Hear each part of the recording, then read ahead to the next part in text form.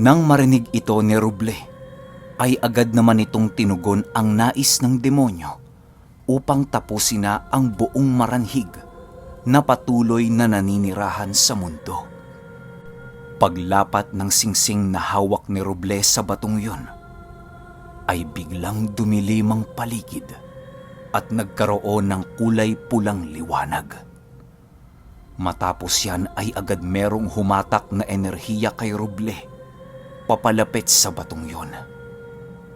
Nang makalapit na si Ruble sa bato, ay doon na nanumbalik ang kanyang sariling wisyo. Kasabay ng pagbalik ng wisyo ni Ruble ay ang paghigop ng batong yun sa demonyong kanyang inaakalang kasangga. Napakahusay, Ruble. Maraming salamat sa'yo.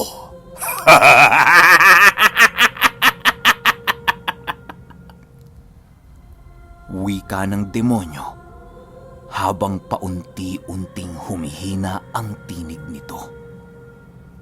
Nang tuluyan ng nahigop ang demonyo sa loob ng tipak ng bato, ay siya namang pagbitak nito na para bang kumakawala na ang nilalang na nakahimlay sa batong yon. Nang tuluyan ng nakawala ang datong nakahimlay sa batong yon, ay siya namang pagsipat ni Ruble sa tunay na kaanyuan nito. Nakita niya ang malatigreng nilalang na yon na dumidila-dila pa sa kanyang mga paa paglabas nito sa bato. Segundo lamang ang pagitan ng nasipat ni Ruble ang buong kaanyuan nito. Paglalarawan ni Ruble sa nilalang na yon, ay meron itong ulo ng kambing na merong mahahabang sungay, at sa ilalim naman ng ulong yon ay merong pangkaragdagang ulo ng isang pusa. Di mawari ni Ruble kung sa pusa ba ang ulong yon, gawa ng napapalibutan ito ng mga itim na balahibo. Umaapoy din ang mga mata ng nilalang na yon na siyang labis na ikinabahala ni Ruble. Ang ulong nasa ilalim ng nilalang na yon ay naglalaway ng likidong apoy na halos walang putol. Meron din yung buntot na merong ulo ng ahas, at ang mga kuko naman nito ay parang bakal kung sisipatin dahil sa sobrang laki nito. Matapos itong masilayan ni Ruble, ay unti-unti ding nanumbalik ang normal nitong anyo na maihahaling tulad mo sa isang normal na tao. Kasabay ng paglitaw ng normal nitong kaanyuan ay ang pagkawala ng batong ibinigay kay Ruble ng kanyang demonyong kasangga. Sa wakas! Nakabalik na ako sa aking tunay na katawan.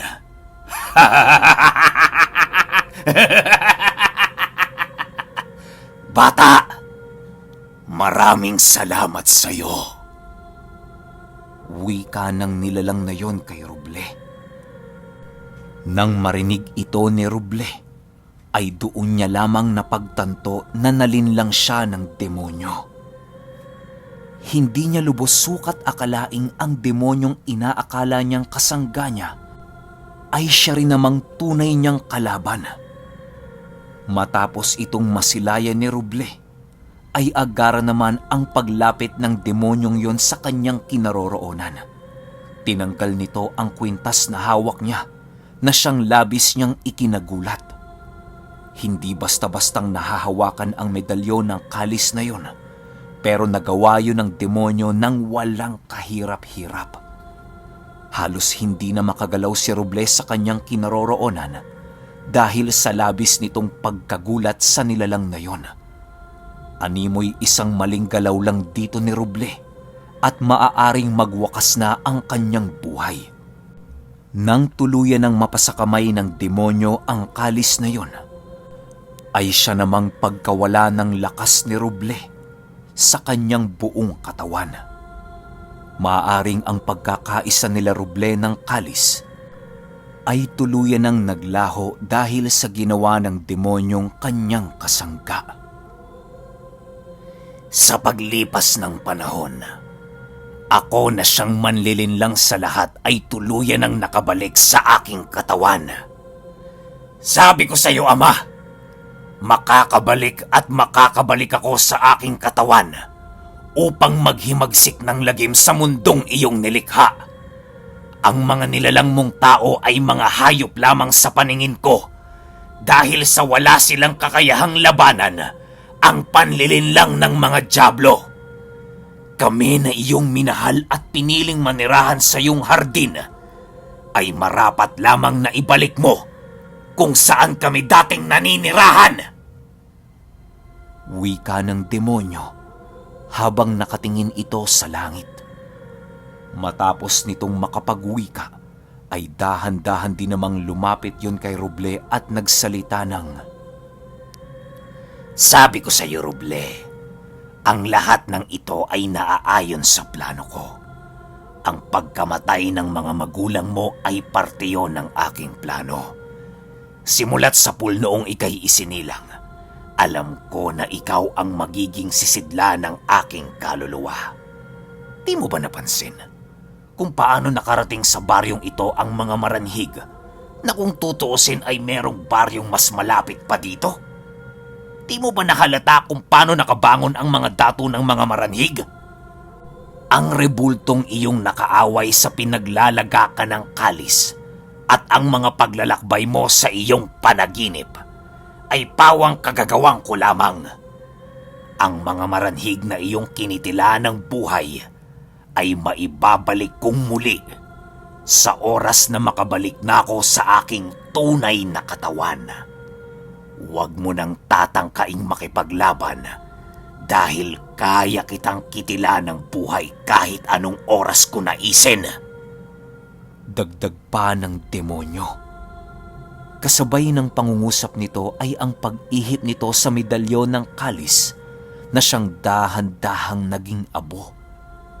Ilang segundo lang ang lumipas at tuluyan ang nawala ang bakas nito sa mga kamay ng demonyo. Ikaw ang pumaslang sa mga magulang ko? Tanong dito ni Roble.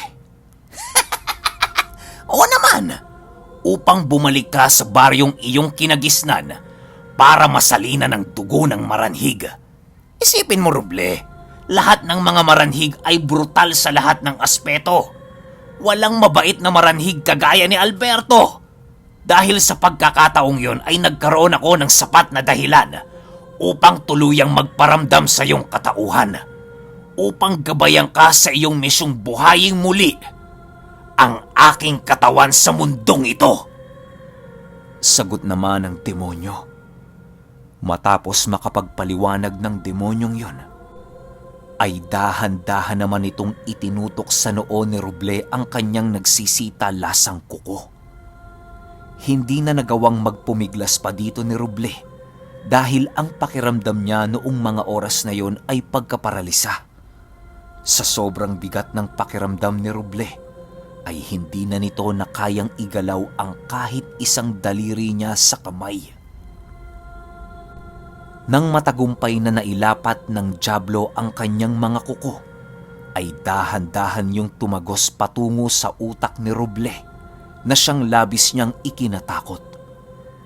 Halos magsisisigaw na ito sa sakit dahil sa ginagawa ng demonyo. Ilang segundo lang ang lumipas at biglang merong mga alaalang pumasok sa isipan ni Roble. Huwag kang mag-alala. Wala akong ginawang kakaiba sa iyo.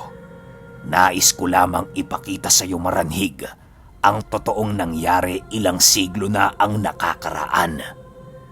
Wika ng demonyo.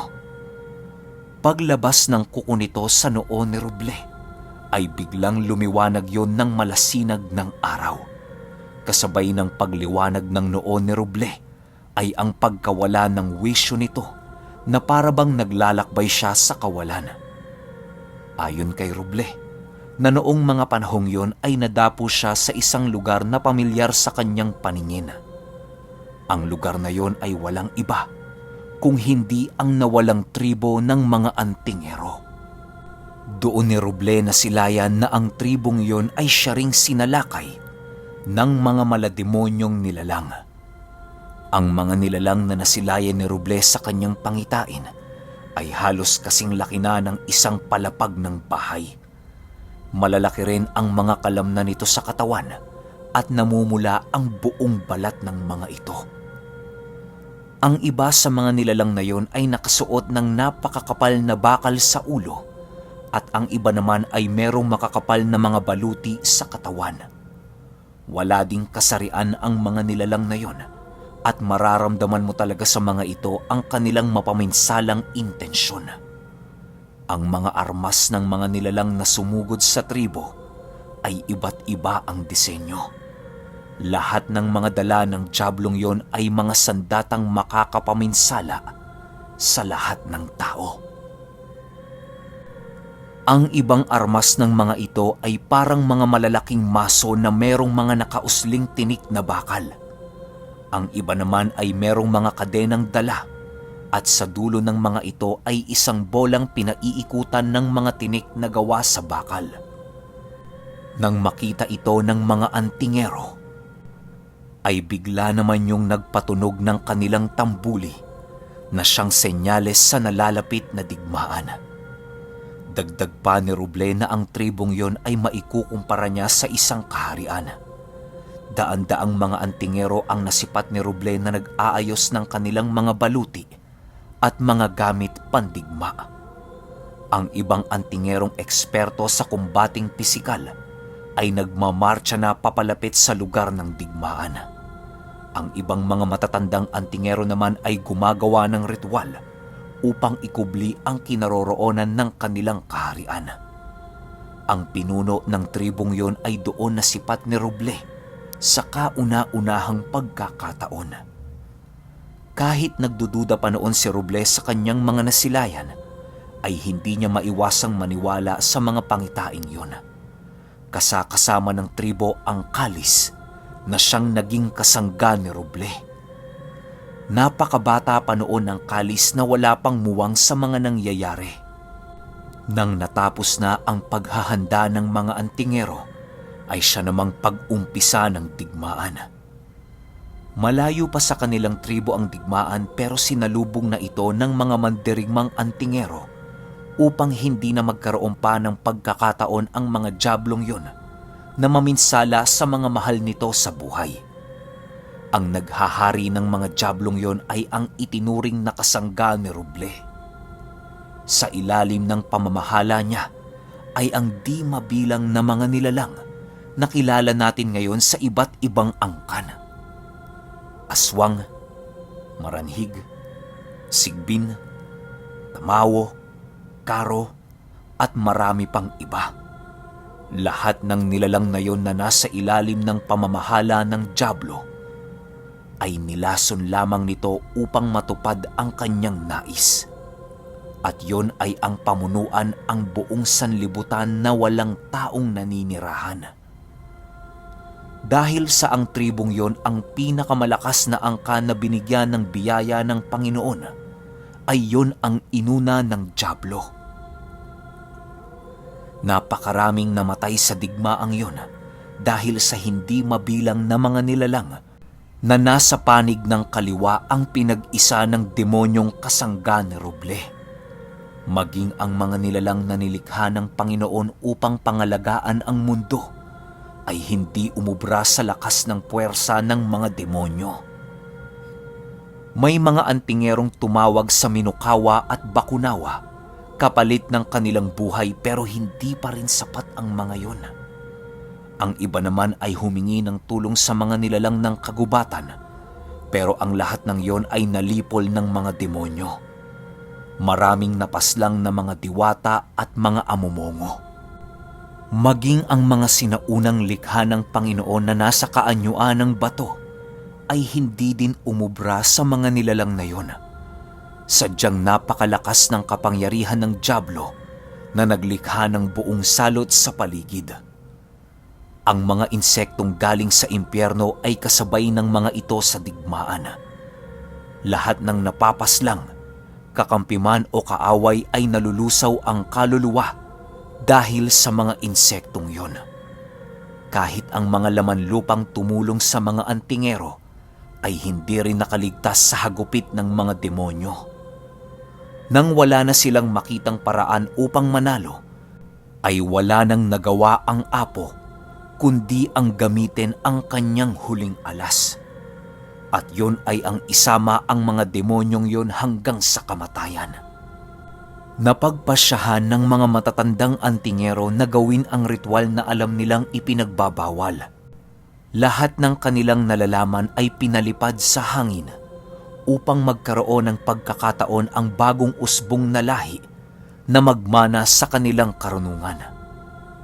Sa paglipad ng karunungang yon, ay ang pagsabay naman dito ng isang nagliliwanag na paru-paro. Matapos maisalin lahat ng apong yon ang kanilang karunungan sa hangin, ay doon na nito pinakawalan ang kanilang huling paraan. Biglang dumilim sa buong paligid na halos mata na lamang ang naaaninag sa mga nilalang na naroon. Matapos yan ay biglang pumutok ang liwanag na halos mabulag ang lahat ng mga nilalang. Ilang segundo lang ang lumipas ay tuluyan bumitak ang lupa na kinaroroonan ng mga demonyo. Ang apo ng mga antingero ay niyakap ang kalis habang unti-unting naglalaho ang parte ng katawan nito. Lahat ng mga nilalang na naroon ay biglang naglaho na parang bula. Ang tanging naiwan lamang sa lugar na yon ay ang mga nilalang na ginawang immortal ng Ama upang mapanatili ang balanse sa mundo. Matapos ang mga pangyayaring yon, ay biglang merong nasipat na kakaibang pangitain si Ruble. Segundo ang pagitan nito ayon sa kanya. Matapos ang mga pangitaing yon ay biglang nandilim ang paningin ni Ruble. Dahan-dahang bumalik ang kanyang wisyo at doon niya nasilayan ang demonyong naghihintay sa kanyang pagbalik. Kasama na nito ang lahat ng dato na kanyang pinaslang. Yan ang totoong nangyari, Ruble. Yan din ang dahilan kung bakit merong iba't ibang angka ng mga nilalang na merong bahid ng kasamaan. Siguro naman, patas na tayo, di ba? Wika ng demonyo. Matapos itong marinig ni Ruble, ay biglang umikot ang kanyang paningin dahil sa dami ng mga maranhig na naroon. Pagbalik niya ng tingin sa demonyo, ay agad naman siya nitong inundaya ng saksak sa kanyang buong katawan. Napaluwa na lamang si Ruble ng dugo dahil sa rami ng saksak na kanyang natamo. Sinangga mo ang kampilan. Mamamatay ka sa kampilan! Sigaw ng demonyo. Matapos ang mga pangyayaring yon, ay bigla na lamang nanghina si Ruble at humandusay sa lupa. Kahit napakarami na ng saksak niya sa kanyang katawan, ay nanatiling buhay pa rin si Ruble dahil sa abilidad ng maranhig na nasa kanyang dugo. Ramdam na ramdam ni Ruble na merong pumapasan sa kanya noong mga oras na yon. Ilang oras pang paglalakbay at napansin ni Ruble na tumigil na ang nilalang na nagdadala sa kanya. Walang sabi-sabi ay agad siya nitong inihulog sa napakalalim na balon na siya namang labis niyang ikinagulat. Pagbagsak ni Ruble sa balon ay bumaon sa kanya ang malalaking tipak ng batong naroroon. Ang tanging nagawa na lamang ni Ruble noong mga oras na yon ay ang humingi ng kapatawaran sa Ama habang umiiyak. Iniisip niya din noon sila nung Jem dahil alam niya sa kanyang sarili na yun na ang kanyang katapusan. Wala nang kakayahan na paghilumin pa ni Ruble ang kanyang natamong sugat dahil sa kakarampot na lamang ng dugo ng maranhig ang dumadaloy sa kanyang sistema. Inay! Itay! Makakasama niyo na ako. Wika ni Ruble habang nanghihina at itinataas ang kanyang mga kamay upang abutin ang kalangitan. Nang maramdaman ni Roble ang pagkaubos ng kanyang lakas, ay napapikit na lamang siya upang hintayin ang nalalabi niyang oras bago pumanaw sa mundong ibabaw. Habang natutulog si Roble ay biglang merong gumising sa kanya na isang malamig na boses. "Roble? Roble, gising! Hindi pa ito ang tamang oras upang mamaalam." Wika ng isang babae. Nang marinig naman ito ni Roble, ay agara naman ang pagmulat ng mga mata niya at doon ay tumambad sa kanya ang isang dalagang napakaganda. Nakasuot ito ng puting saya na kumikinang dahil sa pagtama ng liwanag ng bituin. Meron din itong bulaklak sa buhok nitong kulay puti na siyang nagpapaangat sa kagandahan nito. Nagliliwanag din ang mga mata ng babaeng yon habang siya ay kinakausap. Matapos itong masilayan ni Roble, ay tuluyan na nga itong nawala ng malay. Paggising nito ay laking gulat na lamang niya nang makita niya ang kanyang sarili na nasa isang kagubatan. Napakatalinhaga ng kagubatang yon na kahit hindi tumatagos ang liwanag ng araw, ay nananatiling maliwanag ang lugar na yon. Paglingon ni Roble sa kanyang kanan, ay doon niya nakita ang isang tahanang napakaraming baging sa bubungan. Sinisipat-sipat lang yon ni Roble dahil sa nagbabakasakali itong merong tao sa lugar na yon. Ilang minuto lang ang lumipas at biglang lumabas ang dalagang nakita ni Roble sa ilalim ng balon. "Oh, magandang umaga, manlalakbay," bungad na wika ng dalaga kay Roble. Nang marinig ito ni Roble, ay nagpumilit pa siyang tumayo upang magbigay galang sa taong nagligtas ng kanyang buhay. Magandang umaga rin sa'yo," sagot naman dito ni Roble pagkaupo nito. "Marahil ay nagtataka ka kung paano ka napunta sa lugar na ito at kung bakit nakakagalaw ka ng maayos sa kabila ng mga natamumong pinsala sa iyong katawan. Ang lugar na ito ay sagrado dahil sa ito ang pinagtataguan ng lihim na karunungan ng tribo ng mga Antingero. Ikaw na siyang nagkaroon ng kaugnayan sa kalis ay magiging karapat-dapat lamang sa karunungang ito kung malilinis mo ang iyong kalooban. Napakatagal kong naghintay sa'yo, tao." Wika ng dalagang yon. Dahil sa sinabi ng nilalang na yon kay Roble, ay doon niya napagtanto na hindi ordinaryong tao ang kanyang kaharap noong mga oras na yon. Walang kaide-ideya si Roble sa uri ng babaeng yon, basta ang nasa isip niya ay, hindi ito ordinaryong tao. Matapos makapagsalita ng dalagang yon, ay agad naman itong lumapit kay Roble upang bigyan siya ng inumin. "Huwag kang mabahala sa lugar na to dahil mga nilalang na merong mabubuting puso lamang ang pinahihintulutang makapasok sa lugar na ito." Dagdag pa ng dalaga pag-abot nito ng inumin kay Roble. Ayon pa sa dalaga na ang lugar na kinaroroonan noon ni Roble ay hindi matatagpuan sa mga kapuluan ng dinagat.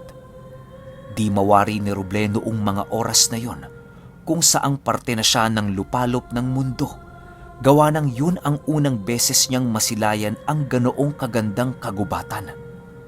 Animoy kapayapaan lamang ang bumabalot sa lugar na yon at wala kang makikitang kahit konting bahid ng kasamaan.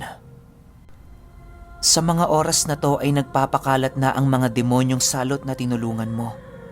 Huwag kang mag-alala dahil pagbalik ng mga kapatid ko ay tutulungan ka namin sa sukdulan ng aming kakayanan. Lahat ng ipinamana ng tribong yon ay isasali namin sa iyo upang tuluyang maibalik sa impyerno ang dyablo. Sana lang ay makapasa ka sa aming pagsubok." Dagdag pa ng babae. Kahit ilang beses na nitong kinausap si Roble, ay hindi niya pa ring magawang makasagot sa kadahilan ng labis siyang nahihiwagahan sa babaeng yon. Animoy sa bawat salita nito ay naglalabas ito ng malamig na simoy ng hangin na ikinakagaan ng pakiramdam ni Roble. Maliban pa sa dalagang yon, ay hindi rin maipagkakaila ni Roble ang kanyang mga nakikitang kakaibang nilalang na doon niya pa lamang nasilayan. Animoy ang pakiramdam niya noong mga oras na yon ay nasa ibang dimensyon na siya ng ating mundo. Noon ding mismong oras na yon ay tuluyan nang nawala sa isip ni Roble ang kalagayan ng kanyang maestro. Nais niya mang bumalik kaagad sa bahay ni Mang Lucas ay hindi yon maaari sa kadahilan ng iniinda pa ni Roble ang maraming sugat na kanyang natamo. Sa pagpapatuloy ng kwento ay ang pagtuklas ni Roble sa karunungang ipinalipad ng apo sa hangin. Okay, grabe, hindi ko ina-expect yun. Sobrang hindi ko inaasahan yung mga nangyayaring kaganapan dito sa Maranhig. Sobrang mind-blown ako. Marahil karamihan din sa inyo ay napapaisip na talaga kung ano pa yung mga susunod na mangyayari. Pero sa ngayon, hanggang dito lang muna tayo. Yun lang, hanggang sa susunod na kwento. Salamat.